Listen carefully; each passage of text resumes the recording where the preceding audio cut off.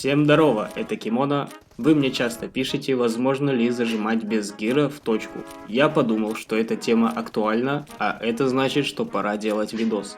Сегодня я попытаюсь стрелять в точку без гироскопа. Скажу сразу, я отыграл от силы пару часов без гира и нашел более-менее хорошую сенсу.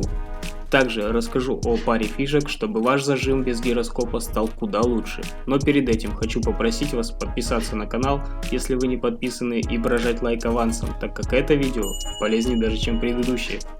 А мы начинаем. Итак, друзья, прежде всего поговорим о трудностях, с которыми я столкнулся при зажиме без гира. Первое.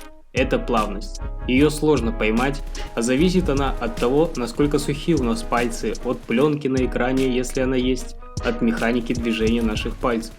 Есть решение этой трудности. Чтобы улучшить плавность при компенсации отдачи, лучше всего использовать игровые напалечники. Это поможет не запинаться по экрану и вести палец плавно. Вторая трудность – это то, как быстро устают пальцы при такой игре. Так как я играю с гира, у меня выключены движения камеры при прицеливании и наклонах, но для тех, кто играет без гироскопа, это поможет контролировать отдачу, не задействовав третий палец. Это поможет избежать быстрой усталости пальцев и сэкономит вам немного времени при наводке на противника. Так что если кто-то еще не включил эту опцию, включайте. Третья трудность – это моя сенса – движение камеры. Оно слишком резкое, как я уже говорил, я играю с гира, поэтому практически в прицеле не использую пальцы. Для наводки использую только гира. Если вы играете без гира и вам удобно крутить камеру без стрельбы, ничего там не меняйте. Меняйте только чувствительность камеры в прицеле при стрельбе. Четвертое – это обвесы. Какую рукоятку лучше взять? Для меня всегда было проблемой контролировать горизонтальную отдачу. И даже при стрельбе без гира контролировать вертикальную отдачу куда проще, в отличие от разброса в стороны. Поэтому лучшее решение – это горизонталка. Но если вы привыкли и отлично управляетесь с горизонтальной отдачей, ставьте вертикалку. Пятое, что особенно стоит отметить, это то, что контролировать отдачу можно только со второй пули, а это значит, что прицел нужно держать чуть ниже головы. Эта фишка используется даже с включенным гироскопом, а при игре без гира еще подключается реакция пальцев и отклик телефона на прикосновение. Это значит, что при игре без гироскопа прицел нужно держать не на шее, как в случае с гира, а еще чуть ниже, примерно верхняя часть груди. Ого, что вспомнил. Тренерские замашки вошли в чат. Как только вы прокачаете реакцию, можно будет приподнять прицел до шеи. Главное не испортить залет. Теперь поговорим о зажиме. Чтобы более-менее нормально зажимать без гира, нужно учесть как минимум две важные вещи. Первое – это размер вашего экрана, чтобы вам было комфортно вести пальцем при стрельбе с одной скоростью и не упереться в границы экрана на половине магазина. Можно слегка добавить чувствительность, но здесь не так, как в настройках гира. Без гироскопа лучше прибавлять или убавлять сенсу по 1-2 единицы. При резких смещениях камеры убавляем чувствительность или пробуем медленнее вести палец. Второе – это чувствительность тачскрина. Как и гира, чаще всего чувствительность экрана у всех разная.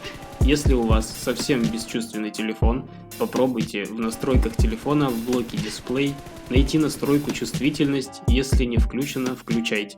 Эта опция увеличивает чувствительность сенсора, тем более если у вас есть пленка или стекло. После чего возвращаемся в игру и пробуем контролировать отдачу. Если прицел заваливается вниз, снижаем чувствительность прицела при стрельбе. Ну а дальше дело за малым. Тренировка на полигоне поможет вам улучшить контроль отдачи. Перед тем, как залететь в катку, сходите на полигон, адаптируйтесь к стрельбе, вспомните механику, и в скором времени ваш зажим в точку улучшится. Даже я, отключив гира и постреляв по мишеням около 2 часов, стал зажимать без гира гораздо лучше. А если вы на постоянной основе играете без гироскопа, для вас это вообще не проблема улучшить свой зажим.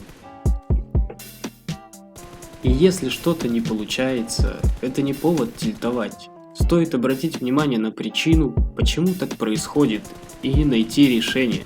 Например, если прицел не удается удержать, значит стоит добавить чувствительность +1 или 2.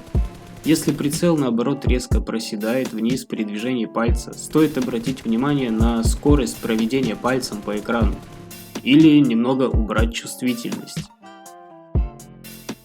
Ну а как настраивать сенсу более подробно я говорил в прошлом видео. Оставлю тут подсказку на предыдущий ролик. Здесь ничего не поменялось. Точно так же настраиваем чувствительность и при игре без гироскопа. Придерживайтесь одного уже устоявшегося правила: чем больше прицел, тем ниже чувствительность. И дальше уже подбирайте оптимальную сенсу.